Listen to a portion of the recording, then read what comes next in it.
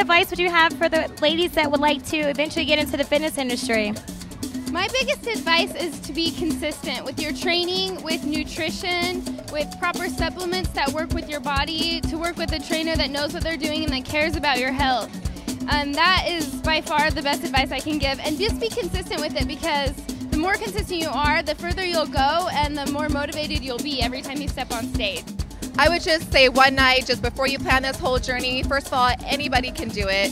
You just have to plan your life, organize it, stay motivated, be positive. You may not see the results immediately, but I promise you with time and patience and just sticking to the routine, you will see the results that you're working really hard for. So Felicia, tell us what you would give our viewers advice in getting into the fitness industry. I would say, honestly, set a goal and stick with it. Seek out a nutritionist. I work with Kim Odo out of California. He's been amazing. I've been working with him for about 7 years. And stick with it. Always take baby steps to your goal. Don't look at it as a sprint, look at it as a marathon. And that's kind of what you have to do. And my main focus is just to be healthy and fit. And whatever comes along with that is just icing on the cake. So, any advice for girls who aspire to kind of follow your footsteps and do what you do? Well, I think starting out, you really want to go in with both feet. You don't want to kind of wishy-wash your way through it.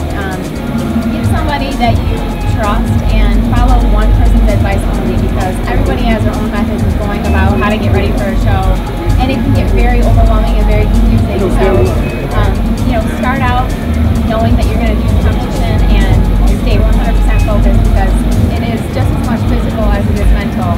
And